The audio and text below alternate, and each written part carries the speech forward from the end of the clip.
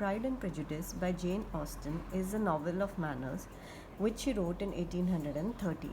The initial name of the novel is First Impressions. The very starting lines of the novel that it is a truth universally acknowledged that a single man in possession of a good fortune must be in want of a wife. Matrimony, thus, is the main theme of Pride and Prejudice. The novel is about Mr. and Mrs. Bennet and their five daughters Jane, Elizabeth, Kitty, Lydia, and Mary. Uh, Elizabeth and Jane, the eldest two daughters, are quite unlike the other three daughters and their mother. Mr. Bennet had been captivated by a pretty face, and once he has been deluded of his wife, he retires himself to his studies. And more than once in the novel, we feel that he shuns his fatherly duties towards his daughters. In the beginning of the novel, we see that a very prestigious estate by the name of Netherfield Park has been hired by a single man, Mr. Bingley, with the intention of buying it. As soon as Mrs. Bennet comes to know of it, she harbors the hope of marrying off one of her daughters to Mr. Bingley. Mr. Bingley uh, Mr. Bingley is a wealthy man coming hailing from London, and Mrs. Bennet urges Mr. Bennet to go and pay a visit to Mr. Bingley. Though Mr. Bennet teases Mrs. Bennet, saying that he has no intention of doing so, still he pays a visit to Mr. Bingley, which is again repaid by Mr. Bingley. The girls get an opportunity to meet Mr. Bingley at a ball, and we also get to meet his sister, Miss Bingley, and Mr. Darcy at the ball. Though Mr. Bingley comes across as a very amiable, friendly man to the entire neighborhood, Mr. Darcy is at once interpreted as a snob because in the ball, although the number of females is much lesser than the number of males, yet Mr. Darcy shows no inclination or attempt to take a dance partner. When Mr. Bingley urges him to dance, he says that no female is his equal whom he can take as a dancing partner. When Mr. Bingley tells Mr. Darcy that why don't you dance with the second Bennet sisters, that is Elizabeth, he says that she's quite handsome but not good enough for him to dance with her. Elizabeth overhears it and at once develops a dislike for Mr. Darcy. Hence, the pride of Mr. Darcy is set against the prejudice of Elizabeth, and it is this pride of Darcy and prejudice of Elizabeth which keeps them away from true love for some time. As the story proceeds, we see that the Bingley sisters develop a liking for Jane, and on one such occasion, they request Jane to come over to solve a dispute between them. Mrs. Bennet, who is very keen to hook up Mr. Bingley for Jane, contrives to send Jane on horseback instead of carriage so that if it rains, Jane can stay back at the Bingley household. In fact, her plans come around more well than she had expected, and as soon as Jane leaves home it starts raining, as a result of which Jane gets drenched in rain and gets a fever. Next day, Elizabeth, in her concern for her sister, decides to walk up to the Bingley household without waiting for a carriage. And in the way, since it had rained a previous day, the way is very damp and marshy. So she soils her clothes, and when she reaches the Bingley household, the Bingley sisters make fun of her condition, especially the younger Bingley sister. But Mr. Darcy and Mr. Bingley do not partake in Miss Bingley's mockery of Miss Elizabeth Bennet, and in fact say that her complexion suited her too good, and this was a very genuine act of love by her for her sister. When Elizabeth seeks permission from her sister to leave, Jane is so concerned that everybody urges Elizabeth to stay back. Hence, Mr. Darcy gets an opportunity to spend some time with Elizabeth. He is drawn towards Elizabeth and notices that Elizabeth is a very witty, intelligent, and virtuous woman. Uh, During their visit there, Elizabeth and Jane are also visited by their mother, Mrs. Bennet, and the other three daughters. And to her chagrin, Elizabeth is greatly annoyed by the behavior of her mother and sisters.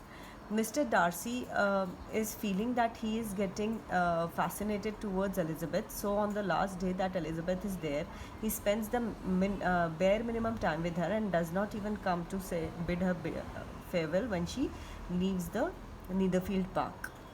Now, Mr. Bennet's property is entailed to one of his cousins, Mr. Collins.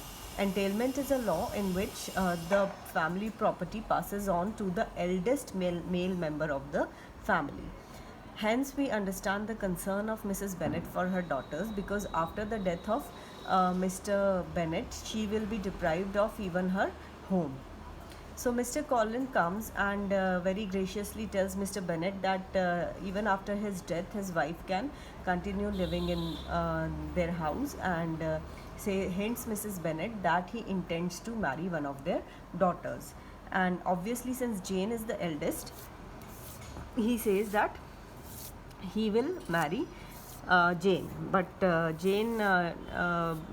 Bennet is very sure that Mr. Bingley will get engaged to Jane, and so he hints Mr. Collins about the same and tells him to divert his attention to Elizabeth. Elizabeth, as we have seen, is a very intellectually superior woman. So it is quite natural that when a sycophant sort of a person proposes her, she refuses. She denies the marriage proposal. Upon which Mrs. Bennet is very indignant, and she urges and summons Elizabeth before her husband, and tells her husband to command Elizabeth to accept the marriage proposal, or else she will never talk to Elizabeth that day onwards.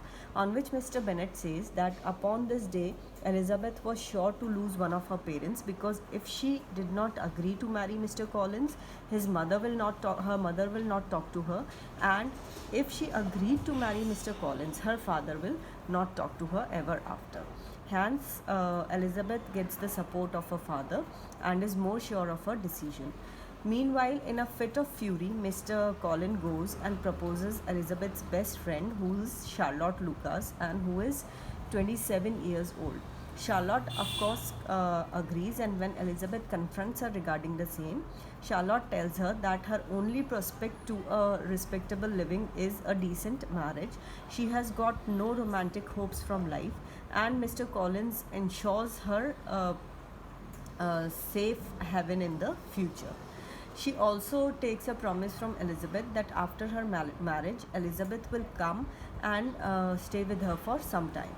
Meanwhile, while the girls were on a visit to Mrs. Phillips, who is their aunt, they come across some of the soldiers.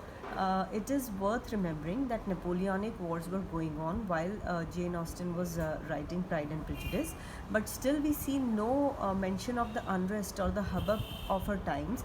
The only mention of soldiers in her novels is to lure young girls. So one of the soldiers whom these girls meet is Mr. Wickham, who is a young, dashing, charming man of manners, and Elizabeth is quite enamored by him. And initially, uh, Mr. Wickham also shows keen interest in Elizabeth, but soon he diverts his interest to somebody from whom he can get a greater dowry. During this span, we also see that Mr. Wickham and Darcy, when they come in front of each other, each one of them is quite uncomfortable. And when Elizabeth asks Wickham about the same, Wickham tells Elizabeth that Mr. Darcy has wronged him by depriving him of the property that had been promised by Mr. Darcy's father. So hence Elizabeth's dislike for Mr. Darcy is further strengthened, and without confirming into the facts, she decides that she has got nothing to do with this man, and she does not want to meet him ever again. Now Mr. and Bingley and his sisters go back from Netherfield Park, and Jane is distraught upon this. Once earlier, when Elizabeth and Charlotte were discussing Jane, Charlotte had told her that Jane hides her feelings too much. Somebody might take it as a confuse it that she is not interested in Mr. Bingley. But Elizabeth defends her sister, saying that you should not reveal your feelings till you are not very sure about the other person's feeling. So now, when Mr. Bingley goes away, Jane is obviously heartbroken, and Elizabeth is sure in her heart that Mr. Darcy is instrumental in Mr. Bingley's going away. Uh, so after Charlotte's marriage, Elizabeth goes to stay with Charlotte for some time, and Jane goes to London to stay with her uncle and aunt, Mr. and Mrs. Gardiner, and also on the pretext, this is a pretext so that Jane can be able to meet Mr. Bingley. So while Elizabeth is staying at Charlotte's house, she comes to know that Mr. Collins' patron, who is Lady Catherine de Bourgh, is also Mr. Darcy's aunt. And at the same time, when Elizabeth is paying a visit to Charlotte, Mr. Darcy is also paying visit to his aunt along with another cousin, Mr. Fitzwilliam. Mrs. Lady Catherine de Bourgh harbors the hope of marrying her sickly daughter to Mr. Darcy, and she is a very, very overbearing, overpowering woman, and she tries to control Elizabeth also. But as we know, Elizabeth has a mind of her own. Miss Lady Catherine de Bourgh is unable to intimidate Elizabeth. On one occasion, Elizabeth receives a letter from Jane in which Jane tells her that how she was very coldly received by the younger Bingley sister, how Miss Bingley gave her a very cold shoulder and said that her brother will be betrothed soon. On reading this letter, Elizabeth is very distraught and develops a headache.